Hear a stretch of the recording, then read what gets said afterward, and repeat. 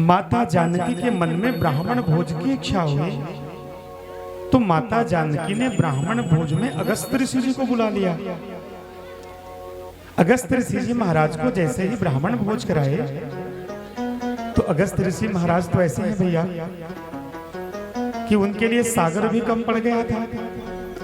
अब जानकी माता खिलाती गई खिलाती गई खिलाती गई, अगस्त्य ऋषि खाते गए।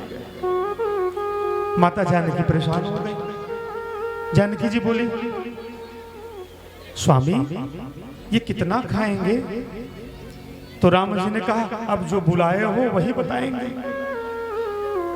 तो जानकी माता ने अगस्त्य जी से पूछा, और कितना? तो बोले, अभी तो कुछ भी नहीं हुआ है, अभी तो शुरुआत ही नहीं हुआ मैया। जानकी माता परेशान हो गई। पूरा अयोध्या का रसोई खाली हो गया। अगस्त्य ऋषि खाते रहे खाते रहे खाते रहे। अब माता जानकी बोली, मेरे अब इस भुजाओं में इतनी ताकत नहीं कि मैं अब रसोईया संभाल लूं, अब मैं नहीं संभाल सकती। भगवान राम जी ने कहा, एक काम करो, एक तुलसी का पत्ता खिला दो भोजन में। बोले, तुलसी महारानी की जय। क्या बोले भैया? हे देवी, जब तक किसी अन्न में, किसी भोजन में तुलसी का पत्र नहीं पड़ता, तब तक वो केवल भोजन रहता है और उसमें दरिद्रता आती है। क्या आती है? इसलिए कितनों खा रहा है पर भी पेट नहीं भर रहा है।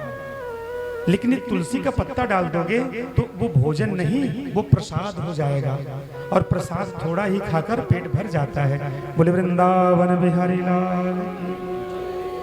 राम जी के कहने पर माता जानकी ने तुलसी का पत्र भगवान के चरण में स्पर्श करके उसी भोजन में डाल दिया, और तत्क्षण ही अगस्त्य जी का पेट भर गया।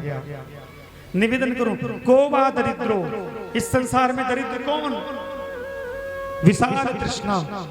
अरे जो धनवान होकर भी उसकी लालसा खत्म नहीं होती, वो दरिद्र है।